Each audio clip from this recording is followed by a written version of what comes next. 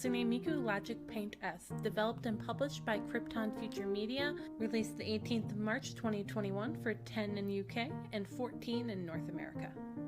I love Picross. To know just how much I love it, you need only look at my 2020 year in review, where I decided that it was Picross that defined my quarantine since I binged through so many of them. As a result, I've gotten to know the Picross game landscape pretty intimately. I have my favorites, of course, but I am always open to new titles to bring me a little puzzling joy as I wind down for the night. So when I saw there was a Hatsune Miku Picross game coming to the Switch, of course I had to try it. Now I'll admit I'm not all that familiar with Miku. I know it's a strange thing to say since I just picked up her Picross game the day it came out, but it's true. Despite being really into anime and manga in middle and high school, Miku was something that I was always aware of as anime adjacent, but I had never gotten into Vocaloids at all. I knew that they were a digital singing program for making music with these characters to put faces to the voices, but that's about it. However, I always had an eye on them, not because of the music, but because of the character design. There was just something always so striking about the artwork that drew my attention when I would come across it. I guess this is my long-winded way of saying that if you're like me and don't know anything about Vocaloids, you don't need to worry. There's no story or anything like that here, and you can just solve puzzles to your heart's content and for Miku's approval. There's some unlockable content that we'll get into later, but this is honestly a straightforward Picross game without any story. It's more of a Picross S4 than a Murder by Numbers, which means we have to judge this more for its gameplay and goodies than any story that it's trying to tell. The Picross gameplay is a typical select and solve it format, which means if you're a veteran of these sorts of puzzles, you can just jump over all the ones that seem too easy. Maybe you want to start with the 15 by 15 puzzles instead of the 10 by 10 ones. However, you're not going to unlock everything that way because each of the puzzles unlocks an art piece to go with them in some way.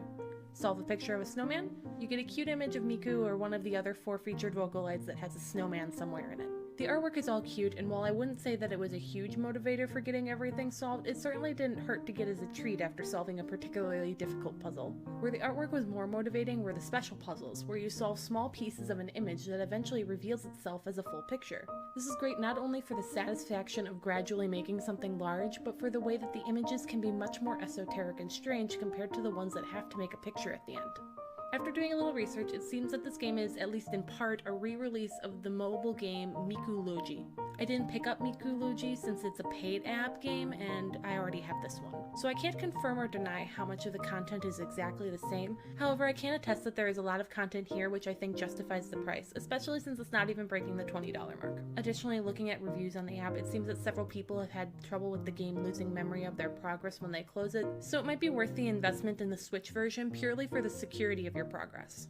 Each puzzle has 3 stars to collect in the process of solving it, which can be used to unlock things like music tracks, all of which I admit I didn't recognize, but I did find some of them to be rather fun, and the ability to change up background music was awesome. You get 1 star for simply completing the puzzle, which is a normal enough goal. The 2nd star is for solving the puzzle without using any of the optional hints that the game can offer you. The 3rd one is the one I have a problem with, though. The 3rd star is awarded for solving the puzzle without any mistakes. This means not putting down any filled squares where the square is supposed to be blank or have an X to mark it blank.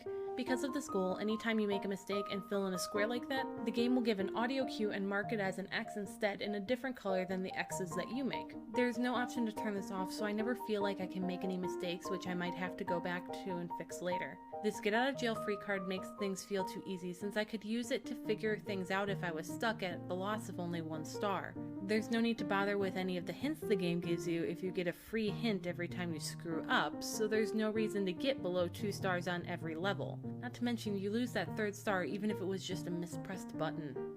Another option that you can't turn off is the way the game will automatically fill in the blank spaces of a row or column with X's when you fill in all the spaces that are meant to be filled. This isn't a deal breaker for me, but it's something that I'm not used to in Picross games, as it's another thing that makes the puzzles a touch easier. There are other games that have it, but usually it's an option that can be turned off. I can see why some people might prefer having this feature, but it's not for me, and the inability to even just turn it off was disappointing. The graphic design here was really charming, with the menu laid out like it was a bedroom that you were hanging out in. Very cozy.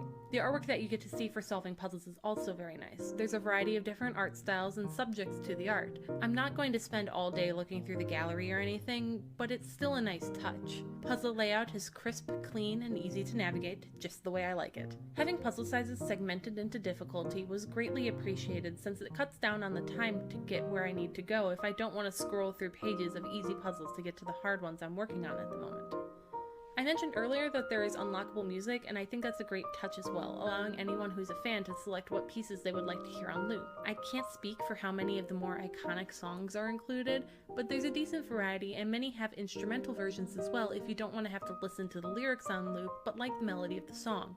The one problem that I have is it's not easily apparent that you can set the music. You unlock the background music in one of the areas of the game, but to set it, you need to go into the settings to do so. It just feels like an extra step that is a little unnecessary, especially odd since the rest of the menus are more easily navigated. Ultimately, I like Hatsune Miku Logic Paint S. It does a lot of good in terms of the puzzles, variety, and bonus goodies. However, it is let down by structure that ultimately makes some of the challenge completely moot. I would actually recommend this to people who are fans of both the music and puzzle games. Heck, it even makes for a good first Picross game, but I think that veteran players may get frustrated with how easily it doles out hints, taking away some of the challenge. It's one that I've enjoyed, but I might not keep around on my Switch once I finish cleaning up those last few puzzles. Pros: fun Picross action with tons of puzzles, adorable art, music customizability, puzzles go up to a massive 20 by 20 size.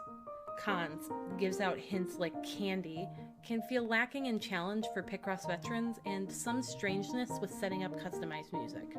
Our verdict is that Hatsune Miku Logic Paint S is a fun game for Picross puzzlers, but can feel like it lacks challenge due to overly generous hints, which is why we are giving this game our ranking of Average Child.